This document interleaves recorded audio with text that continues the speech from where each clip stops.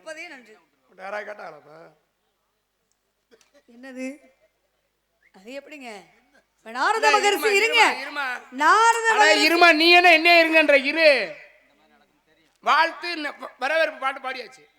வரவேற்பு பாட்டு பாடி வசனம் பேசும்போது நான் இடையில பூந்து ஏதாவது பேசுவானா? இல்ல இல்ல இல்ல, அந்த அறிவு இருக்குல்ல.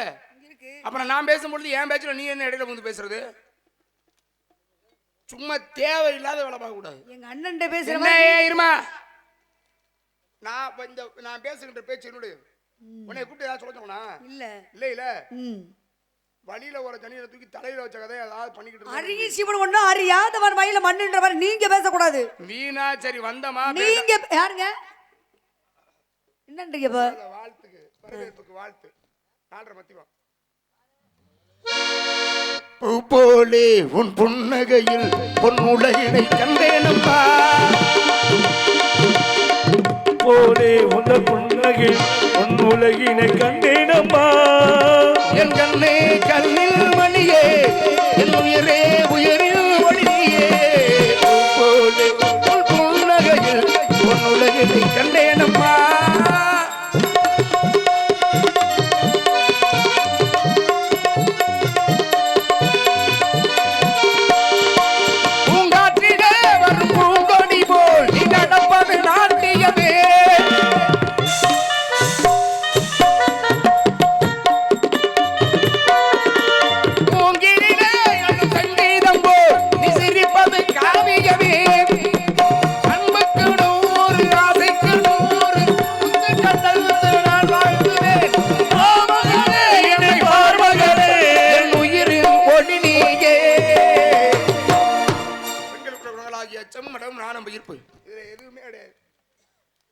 என்ன சொன்னீங்க? வரவேற்பு இப்படி இப்படி இருக்கணும். அச்சமடம் நாணம் ஈர்ப்பு இதெல்லாம் பெண்களுக்கு உண்டான குணம் இருக்கு. ஒரு பயம் இருக்கணும் இயற்கையாகவே பெண்ணுக்கு. ஏன் பயப்படணும்? என்னதான் நம் தைரியமாக வளர்ந்தாலும் தைரியமான இடத்துல இருந்தாலும் பெண் என்பவள் உடல் ரீதியாக மன ரீதியாக இயற்கையாகவே ஏழை ஒரு பயம் கொண்டவளாக இருக்கணுமா? இருக்கணும். இருக்கு. அச்சம் மடம். மடம் என்ன தெரியுமா? தெரிஞ்சாதான் பேசாம இருந்திருப்பேன். யாரு சொல்றீங்க? உன்னையே தான் சொல்றேன். மடம்னா என்ன? தெரிந்தும் தெரியாமல் இருப்பது போல் இருக்கணுமா? கற்றோர் கூடி இருக்கக்கூடிய அவையிலே நம்முடைய கணவனோ மற்றவரோ பேசுகின்ற பொழுது யாராவது ஆலோசனை ஆகாம பொம்பளை பிள்ளை எந்திரிச்சு போய் தானா பேசக்கூடாது. புரியுதா? முழிக்காத, கண்ணை நோண்டிப்புறேன் வந்து சேர்ந்துருக்கு பாரு பள்ளின்னு. ஒரு நாரதர் பேசும்போது உன்னை யாரு பேச சொன்னது இடையில? நான் காட்டுறேன் உங்ககிட்ட. நாரதர் மகரிஷி இருங்க. நாரத மகரிஷி வந்திருக்காரு. எங்க அண்ணன் சொன்னாரு. அந்த கவி தெரியுமான்னு நான் கேட்டேனா? யாருங்க? நான் சொன்னேன் ஒரு நல்ல வழிதனை நாடு நாடும் நல்லாரை காண்பதும் என்று, நலமிக்க நல்லார் சொல்லிப்பதும் என்று, நல்லார் குணங்கள் உரைப்பதும் என்று, அவரோடு இணங்கி இருப்பதும் என்று. இவ்வளவு 3 சொன்னவனுக்கு எனக்கு ஒண்ணு சொல்ல தெரியாதா? நல்லவங்க நல்லவங்களோட சேர்ந்தா அந்த நல்லவங்களா இருப்பாங்க. எனக்கு சொல்ல தெரியுமா தெரியாதா? தெரியும். அப்புறம் ஏன் நீ சொன்ன? உன்ட கேட்டனா? நாரத மகரிஷி வரவேற்பு கொடுத்தி இல்ல? ஆமா. வரவேற்புல ராவணனின் தாத்தாவே வருக நீ என்ன மெத்த பிடிச்ச மேதாவி இல்லப்பா. ஏன் காரணம் இல்லாமல் தோரணங்கள் எதுவும் கிடையாது. எந்த இடத்துல நீங்க வந்தவனே சொன்னீங்கல்ல, நீங்க என்ன எண்ணெயத்தில் நிப்பாட்டுறது? நீங்க என்ன எண்ணெய பேசாம இருக்க சொல்றது? பெரிய மம்மா கொடுக்கு. யாருங்க? நான் நீங்க என்ன? நீ யார்? நீ இருங்க. எங்க அண்ணன் என்ன சொன்னா, நாரத மகரிஷி இந்த இடத்துக்கு வந்திருக்காருன்னு சொன்னாரு. இல்ல நீங்க என்ன எண்ணெய நிப்பாட்டுறோம் நிறைய எனக்கு கொம்பா முடிச்சிருக்கு. யாருங்க? உனக்கு தான். நீங்க என்னைய தேடி வந்திருக்கீங்க. நான் உங்களை தேடி வர கிடையாது. நீங்க என்னைய தேடி வந்திருக்கீங்க, நான் உங்களை தேடி வர கிடையாது. நான் ஒன்னு கேக்குறேன், சொல்லுங்க. இறைவனை நாம் வழிபடுவதற்காக சொல்றோம். இன்றைக்கு கோயிலை கட்டி வச்சிருக்கோம். கண்டிப்பா கோயிலை கட்டி வச்சு இங்க நம்ம சாமி கும்பிடுறதுக்காக வர்றோம். ஆனால் இருந்த இடத்திலே இருந்து தெய்வத்தை இங்கே வரவழைக்க செய்தார்கள் பக்தர்கள். 63 நாயன்மார்கள். சிவனடியார்கள் 63 பேர் நாயன்மார்கள். இந்த 63 நாயன்மார்களையும் சிவபெருமான் நேராக சென்று பார்த்தார். எப்படி? சிவனே நேர போனார். ஒரு அடியாராக மாறி வந்த தன்னை வணங்கிய பக்தர்கள் எல்லாருக்கும் சோதனை கொடுத்து அந்த சோதனையிலே அவர்கள் சாதனை படைக்கிறார்களா என்பதை சோதிப்பதற்காக சிவனே நேரடியாக சென்றார். அப்படிதான் சிறுதொண்டர்கிட்ட போனார். சிறுதொண்டர்கிட்ட சிவபெருமான் எப்படி போறாரு? ஒரு அவன் அந்த உருவம் பார்ப்பதற்கு ஒரு அடியார் தான் அவரு. ஆனால் அந்த உருவம் பார்ப்பதற்கே ரொம்ப கோரமாக, இந்த வீரபத்திரர் அவர்களுடைய காலபைரவர்கள் அவர்கள் போல ரொம்ப கோரமான ஒரு உருவம் கொண்டு போனார். போய் எங்க பிள்ளை கறி வேணும்னாரு. பிள்ளை கறி வேணும்னா பெத்த பிள்ளைய யாராவது சமைச்சு கொடுக்கறதுக்கு தயாரா இருப்பாங்களா? போய் யாருக்கிட்டாவது கேட்டா கழுத்தை வெட்டி விட மாட்டாங்க. அது எப்படி? ஆனால் யாருக்கிட்டையும் கேட்க முடியல. ஒரே பிள்ளையா இருக்கணும், வீட்டுக்கு ஒரு பிள்ளையா இருக்கணும், அந்த பிள்ளையை தான் நான் சாப்பிடுவேன்னாரு. சிவன் அடியாராக மாறி சொல்ற சிவன் கேட்கிறாருமா, வந்த அடியார் கேட்டுட்டாரேங்கிறதுக்காக தான் பெத்த பிள்ளைய கப்பன் கழுத்தா இருக்க தாய் பிடிக்கிறான். ஒரு சின்ன மனசுல எந்த விதமான சஞ்சலமும் இல்லையா பிள்ளைய அறுக்கிறமேனு. ஏன் கேட்டது அடியார்ல, அடியாருக்காக பிள்ளைய கொடுக்குறோம்ல அப்படிங்கிறதுனால மனதுல எவ்விதமான சஞ்சலமும் இல்ல. பிள்ளையை அறுத்து கொடுத்தாங்க. பெத்த தாய் அரிஞ்சு பிள்ளை அந்த கறிய எவ்வளவு வேதனை அது. அந்த வேதனைகளும் சாதனை படைத்ததுனாலதான் இன்றைக்கு சிறு தொண்டர்னு ஒருத்தரை பத்தியும் திருவெண்காட்டு நங்கையை பத்தியும் சீதாவனை பத்தியும் பேசுறோம். ஏன்? சிவனே அவர்களை காண சென்றதுனால. இப்ப நான் கேட்கிறேன், காண போனதுனால சிவன் பெரியாளா? இவர் தான் போறாரு.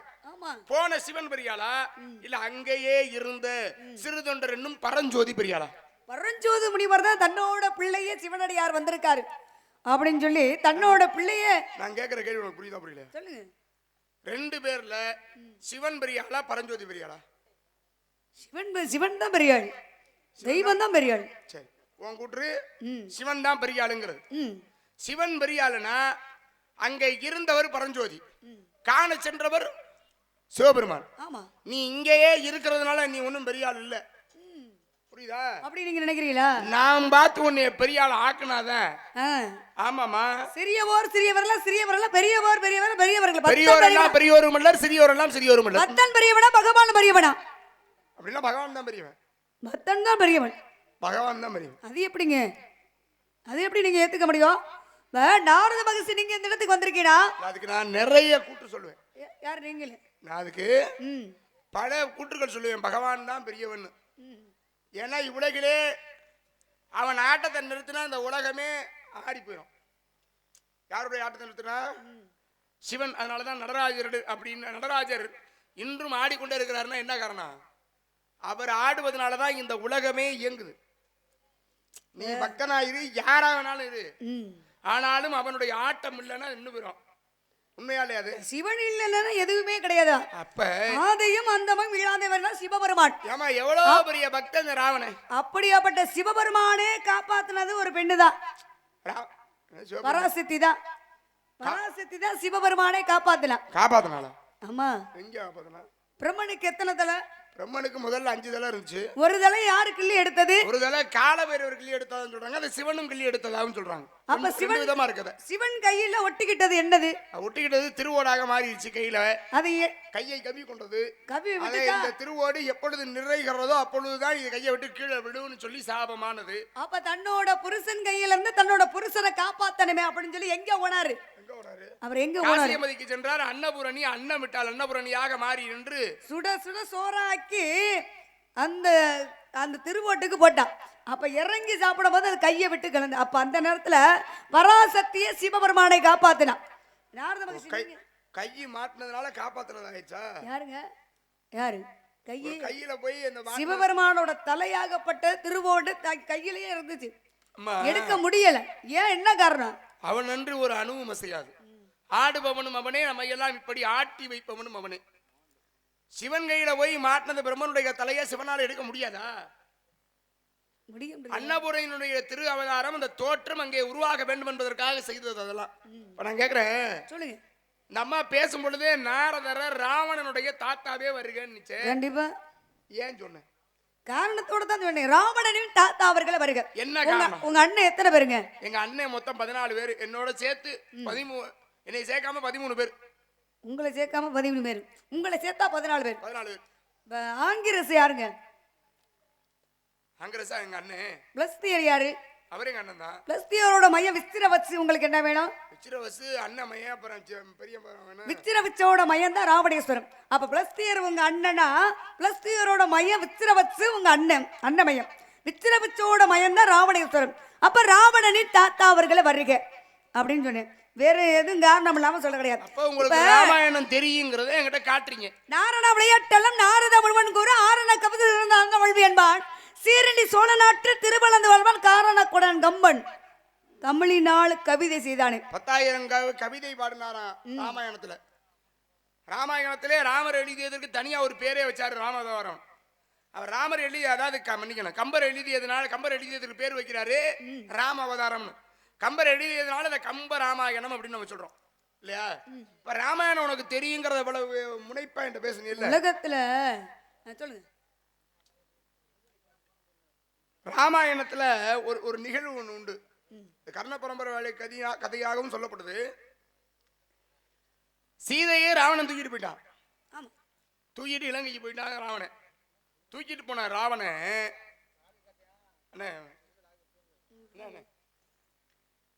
சீதை இல்லையான்னு லட்சுமணன் ராமன் தேடி வருகிறார்கள். காட்டு வழியா நடந்து வந்துட்டு இருக்கும் பொழுது கீழே நகையெல்லாம் கிடந்ததான். ராமபிரான் பார்த்து சொல்றாரு, இந்த நகையெல்லாம் உன்னுடைய அந்நியார் போட்டிருந்ததுன்னு. அப்படியானே எனக்கு தெரியலன்ற. யாரு? லட்சுமணன் சொல்ற. அண்ணா எனக்கு தெரியலையே. அப்படியா? சிறிது தூரம் போன உடனே காலில் மிஞ்சு இருக்குல்லம்மா, அந்த மிஞ்சு கீழே கிடந்துதான். இந்த மிஞ்சை பார்த்த உடனே லட்சுமணன் சொன்னார் அந்நியாருடைய மிஞ்சுன்னு. அவருக்கு ஒரே சந்தேகம் ராமனுக்கு, என்னடா நகையெல்லாம் சொன்னேன், நகையெல்லாம் யாருடையதுன்னு தெரியலங்கிற, காலில் போட்டிருக்க மிஞ்ச பார்த்த உடனே அந்நியாருடைய மிஞ்சுங்கிறியே எப்படின்னு கேட்கிறாரு. அப்பதான் சொன்னார் லட்சுமணன், அண்ணே நான் இதுவரை அந்நியனுடைய பாதத்தை தவிர அவரை நிமிர்ந்து அவருடைய முகத்தை பார்த்ததே இல்லை நானு அப்படின்னு. எவ்வளவு அன்பு மரியாதை இருந்துச்சு பாருங்க. இதுல அண்ணிங்கிறத தாய் போன்றவள் அப்படிங்கிறத ரொம்ப மரியாதையாகவும் கண்ணியமாகவும் பார்த்தான லட்சுமணன். இப்ப நான் கேட்கிறேன், 14 ஆண்டுகள் காட்டுக்கு போகணும்னு கைகையினுடைய சொல்லை கேட்டு தசரதன் ஒரு கட்டளையை பிறப்பிக்கிறார். சொல்லை கேட்ட ராமன், சீதை, லட்சுமணன் 3 பேரும் காட்டுக்கு எப்படி போனாங்க தெரியுமா? அரச வாழ்வை துறந்து போனாங்க. மரவுரி தரித்து, அதாவது காவி ஆடை அணிந்து, கையில வில்லோடையும் அம்புகளோடையும் அம்பரா துணிகளோடையும் போறார். அப்படித்தானே போனாரு. அப்படித்தான் போகணும். சீதையும் அந்த அம்மாவும் அப்படித்தானே போச்சு.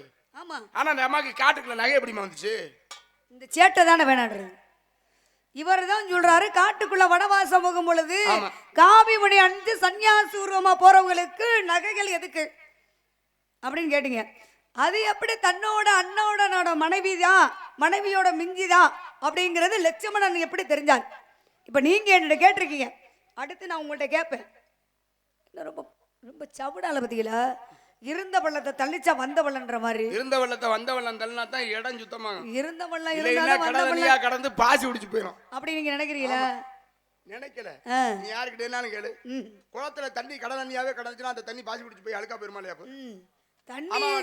தண்ணி அப்ப மழை காலத்துல இருந்த வெள்ளத்தை வந்த வெள்ளம் தள்ளுனுச்சுனாதான் அந்த தண்ணி ஓடி புதுசா நல்ல தண்ணி வந்து குளம் சுத்தமா இருக்கும். இது பள்ளத்திலே எல்லா பள்ளமும் தான் உண்டு. ஆனா மழை பெஞ்சா இது ஆத்துல விழுந்தா ஆத்து தண்ணி, குளத்துல வந்தா குளத்து தண்ணி, பள்ளத்துல விழுந்தா பள்ளத்து தண்ணி. பள்ளத்துல எப்படி வரும்? இது என்ன பள்ளம்னா எனக்கு ஒண்ணு புரியலையே. இல்லங்க, இருந்த குட்டை அப்படித்தானே இருக்கு. குட்டை குட்டி யார பார்த்து நெட்டியான பண்ணாலும் குட்டியான பக்கம் சொல்லிருக்காங்க. அதெல்லாம் பதில சொல்லும் போது இல்லப்பா, நேரத்தையும் காலத்தையும் அனுசரிக்கணும். அதனாலதான் நான் சொல்றேன். இப்ப காவிமணி அணிந்து சன்னியாசி உருவமா போனவர்களுக்கு நகைகள் எப்படி சீதாதேவி தன்னோட மனைவியோடதுன்னா அவர் எப்படி தெரிஞ்சுக்கிட்டாரு? அவரு இப்ப லட்சுமணன் எப்படி தெரிஞ்சுக்கிட்டாரு அப்படின்னா, காட்டுக்குள்ள வனவாசம் போகும் பொழுது யாருகிட்ட போய் முதல்ல வந்து யாருகிட்ட, அத்திரி மகரிஷி அனுசியா தேவி ராமனையும் சீதாதேவியும் பார்க்கிறா. சீதாதேவியை பார்த்தோன்னா முகம் வளர்ச்சியோடு, இவ்வளவு மகாலட்சுமி போல முகத்துக்குடி இருக்கக்கூடிய பெண்ணு காவியோடைய அண்ணி சன்னியாசி உருவமா இந்த இடத்துல நீங்க வந்து நிற்கிறீங்களே அப்படின்னு அத்திரி மகரிஷி அனுசியா தேவி என்ன பண்ணா, அத்திரி மகரிஷியுடைய மனைவி என்ன பண்ணா, தன்னோட நகைகளை சீதா தேவிக்கு கொடுத்தா. அப்ப ராவணேஸ்வரன் சிறை எடுத்து கொண்டு போறான். சிறை எடுத்து கொண்டு போது தன்னோட கணவன் வந்து அடையாளம் கண்டுபிடிக்கிறதுக்கு என்ன பண்ணா, ஒவ்வொரு நகையாம் கலட்டி போட்டுக்கிட்டே போனாலாம். கடைசியில போகும் பொழுது அந்த தேவியாகப்பட்டவள் என்ன பண்ணா, தேவி முடிச்சு போட்டு ஒரு இடத்துல போட்டாலாம். தேவி போட்ட முடிச்சுதான் இப்ப தேவிப்பட்டினம் அப்படின்னு ஒரு ஊர் இருக்கு. தேவி போட்ட பட்டினம் இப்ப தேவிப்பட்டினம். அப்ப யாரு கொடுத்தது? அத்திரி மகரிஷி அனுசியா தேவி கொடுத்தது சீதாதேவிக்கு நகைகள்.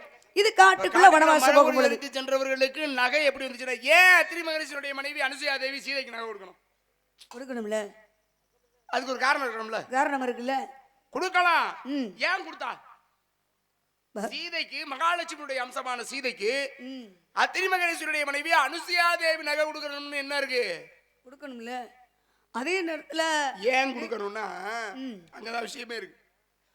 இந்த அம்மாட்ட இருக்கிற நகையெல்லாம் ஒரு ராஜகுமாரி தாங்கிட்ட இருக்கிற நகையெல்லாம் மகாலட்சுமிக்கு போட்டு அழகு பார்க்கணும்னு ஆசைப்பட்டாலாம் அனுஷியா. அப்படி ஆசைப்படுகின்ற பொழுது மகாலட்சுமி வந்து முன்னாடி இந்த உலகிலே செல்வத்திற்கே அதிபதியான செல்வத்திற்குரிய தெய்வம் நானு, நீ என்னடி எனக்கு நகையை பார்த்து கேக்குறியா? நீ என்னடி நகை பார்த்து கேக்குறீங்க? அனுசியா தேவிட்ட சொல்லுது அந்த அம்மா, செல்வத்திற்கே அதிபதி நான் தான், இதுல நீ என்னமோ சும்மா 4 நகையை போட்டுக்கிட்டு பகட்டிக்கிட்டு திரியிற, கஞ்சமா இதுல உன் நகையை போட்டுக்கிட்டு நான் நிக்கணுமா அப்படின்னு சொன்ன உடனே இவள் மனதார உளமாற பக்தியோடு போட்டு அழகு பார்க்கணும்னு நினைச்சா. ஆனால் செல்வத்திற்கே அதிபதி தாங்கிற திமிரும் மண்டக்கணம் இவள்கிட்ட இருந்துச்சா? சரிண்ணா, என்ன வரேன். திமிரு மண்டக்கணம் இருந்ததுனால அப்பதான் இந்த பிறவிகளே நீ இப்படி ஒரு அவதாரம் செய்வாய், சீதையாக அவதாரம் செய்கின்ற பொழுது அங்க காட்டுக்குள்ள போகும்போது நீ ஜனக மகாராஜனுடைய பிள்ளையாக இருந்தாலும் மரவுரி தெரித்து செல்வாய், எந்த அணிகலனும் இல்லாமல். அப்பொழுது இந்த நகைகள்லாம் உனக்கு போட்டு அழகு பாப்பா அப்படின்னு அன்று கொடுத்த வரோம். சரி, அதெல்லாம் இருக்கட்டும். அத்திரி மகரிஷி அனுசியா தேவி வந்து சீதா தேவிக்கு நகை கொடுத்தா. கல்யாணம் ஆயிடுச்சா உங்களுக்கு? இல்லங்க, கல்யாணம் ஆகலையா? கல்யாணம் ஆகல. குழந்தை இருக்கா? நல்லா தானே பேசிக்கிட்டு இருந்தீங்க. நல்லா தான் இப்பவும் பேசுறேன். இல்ல, நல்லா தானே பேசிக்கிட்டு இருக்கீங்க. கல்யாணம் ஆயிடுச்சான்னு கேட்டீங்க, கல்யாணம் ஆகலன்னு. அது என்ன குழந்தை இருக்கானா? குழந்தை இருக்கானா? கல்யாணம் ஆகாம எப்படி குழந்தை? ஏன் கல்யாணம் ஆகாம குழந்தை பிறக்காதா? நீங்க மேலோகவாசி, நீங்க சொல்ற மாதிரி எல்லாம் இங்க நடக்க முடியாது. உலகத்திலே அப்படி கதை நடந்திருக்கு. அப்படியெல்லாம் எப்படிங்க ஏத்துக்க? நம்பிராஜன் பிள்ளை எப்படி என்ன வளர்த்திருக்கா அப்படின்னு சொல்லி தவறா சொல்ல மாட்டாங்க. கல்யாணம் ஆகாம எப்படிங்க குழந்தைய பெத்துக்க முடியும்? நான் உங்களுக்கு ஒண்ணு சொல்றேன். சொல்லுங்க. மகாபாரதத்துல குந்தி போஜன்ற ஒருத்தர் ஒரு பிள்ளையை வளர்க்கிறார். குந்தி போஜன் வளர்த்ததுனால அந்த பிள்ளைக்கு பேரு குந்தி. இந்த குந்தி துர்வாசருக்கு பணிவிடை செய்தால் துர்வாசர் 5 மந்திரத்தை சொல்லி கொடுத்தாரு. 5 மந்திரத்துல முதல் மந்திரத்தை சொன்னால் சூரிய கடவுள் கீழே இறங்கி வந்தாரு. சூரியனுடைய அம்சமாக கர்ணன் ஒரு பிள்ளையை கொடுத்துட்டு போயிட்டாரு. குந்திக்கு கல்யாணமே ஆகல. குழந்தை வரஞ்சாலையா? கர்ணனை பெத்தெடுத்தா கல்யாணம் ஆச்சு, கல்யாணம் ஆகல. குழந்தை எப்படி பிறந்துச்சு? ஆமா, குழந்தை பிறந்துச்சு. இங்கே மச்சகந்தின்னு ஒரு பொம்பளை பிள்ளை பரிசல் ஓட்டினா, தாசராசனுடைய வளர்ப்பு பிள்ளை. ஆமா, பரிசல் ஓட்டின பிள்ளைய பராசரங்கிற ஒரு முனிவர் வந்து சந்திக்கிறார். 2 பேரும் கூடுனாங்க. கூடியதனால் கிருஷ்ணத்து வையாயனார் என்ற வேதவியாசர், அதாவது மகாபாரதத்தை மேருவிலே விநாயக பெருமான்கிட்ட சொல்லி சொன்னாரே, விநாயக பெருமான் எழுத அவர்தான் வேதவியாசர். அந்த வேதவியாசர் பிறந்தது மச்சகந்திக்கு. மச்சகந்திக்கு வேதவியாசர் பிறக்கும் பொழுது மச்சகந்திக்கு கல்யாணமே ஆகல. கல்யாணம் ஆகல. கல்யாணம் ஆகல. கல்யாணம் ஆகாம குழந்தை வரஞ்சா இல்லையா? குழந்தை பிறந்துச்சு. பிறந்துச்சுல? பிறந்தது. இப்போ என்ன நான் கேள்வி கேட்டது தப்புங்கிற மாதிரி இது எப்படி ஏத்துக்க முடியும்? அன்னைக்கு வந்து அவர் வந்து துர்வாச முனிவர் வந்து வரம் கொடுத்தாரு. குந்தி தேவி என்ன பண்ணா? பணிவிடை செஞ்சா கர்ணனை பெத்தெடுத்தா. கல்யாணம் ஆகாம முனிவர் வந்தாரு. அதே நேரத்துல பராசர முனிவர் வந்தாரு. மச்சகந்தியோட கூந்தி வந்து வேதவியாசர் பெற்றார் அந்த முனிவர். ஆனா நாரத மகரிஷி முனிவர் வந்து இந்த இடத்துக்கு வள்ளிய தேடி வந்திருக்கியா? இல்ல, இவர் கேக்குற பார்த்தா அப்படிதான் இருக்கு. அதுல ஒரு பொருத்தம் இருக்கு. என்னன்னா, குந்தி போஜனுடைய வளர்ப்பு பிள்ளை குந்தி. ஆமா, துர்வாசருங்கிற முனிவர் போனாரு. குந்திக்கு குழந்தை பிறந்துச்சு. தாசராசனுடைய வளர்ப்பு பிள்ளை மச்சகந்தி. பராசரங்கிற முனிவர் போனாரு, அங்கேயும் குழந்தை பிறந்துச்சு. நாரத முனிவர் வந்திருக்கா. நம்பிராஜனுடைய வளர்ப்பு பிள்ளை வள்ளி முனிவர் நீங்க வந்திருக்கீங்க. நாரதங்கிற முனிவர் நான் வந்திருக்கீங்க. அதனால உனக்கும் குழந்தை பிறக்க போகுது. கல்யாணம் ஆகணும். அதுக்கு தான் நான் வந்திருக்கேன். கல்யாணம் ஆகணும்னா கல்யாணம் ஆகணும்னா மாப்பிள்ளை வேணுமே. இருக்காரு, போய் பாட்டுவாவே. கையோடவே கூட்டிட்டு வந்திருக்கீங்களா? கையோட ஆளை கொண்டு வந்துடுறது எங்க வேணாலும். ஏன் அப்படி? அப்பதானே கல்யாணம் பண்ண முடியும். நான் எப்ப கேட்கவே இல்லை உங்கள்ட்ட. எந்த பொம்பளை பிள்ளை எனக்கு கல்யாணம் பண்ணி வைக்கணும் கேட்க? அது இல்ல, கேட்க மாட்டாங்கதா. யாரு கேட்பா? நம்மளா யாரு கேட்க மாட்டாங்க. அதனாலதான் உனக்கு கல்யாணம் பண்ணி வைக்கலாம்னு நினைக்கிறேன். கல்யாணம் பண்ணி வைக்கலாம்னு நினைக்கிறேன். ஆனா உன் பேச்சுவார்த்தை தெரியல. ஏன் பேச்சுவார்த்தை சொல்றீங்க? உனக்கு நல்ல ஒரு வாழ்க்கையை அமைச்சு கொடுக்கலாம்னு பார்த்தா வேணான்றீங்களா? வேணாங்கிறேன். இல்ல, கல்யாணம் எனக்கு பண்ணி வைக்க வேணாம்னு நினைக்கிறீங்களா? இல்ல, கல்யாணம் பண்ணி வைக்கணும்ன்றதுக்காக தான் வந்திருக்கேன். ரொம்ப வருத்தத்தோட கல்யாணம் பண்ணி வைக்கணும்னு நினைக்கிறீங்க? வருத்தப்படுற மாதிரி இருந்தா அப்படிதான் இருக்கு. வருத்தப்படுற மாதிரி எல்லாம் நீங்க அப்படி ஒண்ணு கல்யாணம் பண்ணி வைக்க வேணாம். எங்க குல வழக்கமே குடிச்சு வர்றது. மாப்பிள்ளை யாருன்னு தெரியுமா? மாப்பிள்ளை பேரை சொல்லுங்க. மாப்பிள்ளை யாருன்னு சொன்னேன்னு நீ மிரண்டு போயிருவ. அப்படி ஒரு மாப்பிள்ளை பார்த்து வந்திருக்கீங்களா? பார்த்த உடனே மனசுக்கு பிடிச்சுக்குமா? அப்படி மாப்பிள்ளை உங்களை நம்பி மனசுல இறங்கலாம்ல? மனசுல இறங்குறியா? இல்ல, உங்களை நம்பி இறங்கலாம்ல? என்னைய நம்பி என்னைய நம்புமா. உன்னை எங்க கொண்டு நிறுத்துறேன்னு மட்டும் பாரு. எங்க கொண்டு போய் நிறுத்துவியா? வாழ்க்கையில உயரமான இடத்துல கொண்டு நிப்பாடுறேன். ஏன் வருத்தப்படுற? நீங்க பாட்டுல எங்க கொண்டு போய் நிறுத்தணும், எங்க கொண்டு போய் நிறுத்துறாதீங்க. ரொம்ப மாப்பிள்ளை சிறப்பானவர். மாப்பிள்ளை பேரை சொல்லுங்க பாப்போம். எப்பேற்பட்டவர் என்பதை கூறுகிறேன் கேளுங்கள். துதிப்போர்க்கு வல்வினை போ துன்பம் போ நெஞ்சில் பதிப்போர்க்கு செல்வம் படித்து கதித்தோங்கு நிஷ்டையும் கைகூடும் நிமலரருள் கந்த சக்தி கவசம் தனை அமரரிடத்தீர் அமரம் புரிந்த குமரனடி நெஞ்சே குறி ஆறு திருமுகமும் உன்னருளை மாறி வழங்குதையா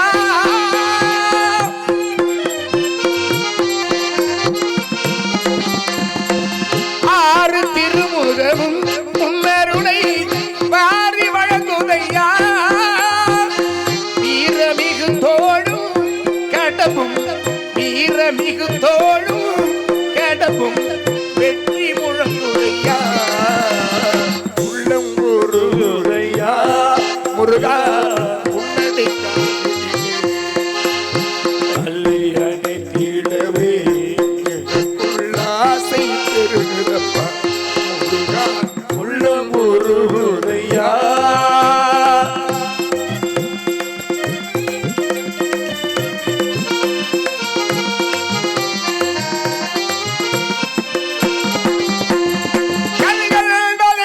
ஐயா நீ எங்கள் கடியுற வரதனையா கண்கள் தெய்வம் ஐயா நீ எங்கள் கடியுற வரதனையா பாவி என்றிகளாமல் பாவிகள் நிகழாமல் பாவி என்றிகளாமல் பூதல் பதமலர் தருவாயப்பா உள்ளம் உருகுதையா முருகா உன்னடி காண்கையிலே அள்ளி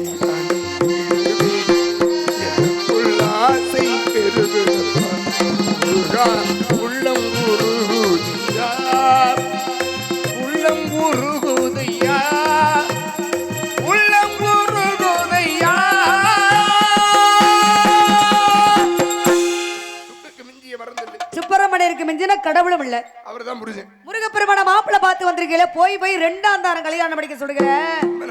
போய் 2ஆம் தரம்னா புரியல எனக்கு ஏங்க எங்க குல வழக்கமே கூட்டிட்டு வரல கட்டிக்கிற வழக்கம். மாப்பிள்ளை யாருன்னு பார்க்கணும் கட்டிக்கிறது மாப்பிள்ளையா இருந்தாலும் மனசுக்கு பிடிக்கணும்ல. பிரச்சனை 2ஆம் தரமோ 3ஆம் தரமோங்கிறது இல்ல மாப்பிள்ளை யாருன்னு பாரு 1000 கோடி மன்மதர்களுடைய அழகு படைத்தவர் முருகன் சுக்குக்கு மிஞ்சிய மருந்தே இல்ல அழகுக்கு சிறந்தவன் முருகன் தான். சுப்பிரமணிய கடவுளை மிஞ்சிய தெய்வமே இல்ல முருகு என்றாவே அழகு, அழகுக்கு சிறந்தவன் முருகப்பெருமான் தான்.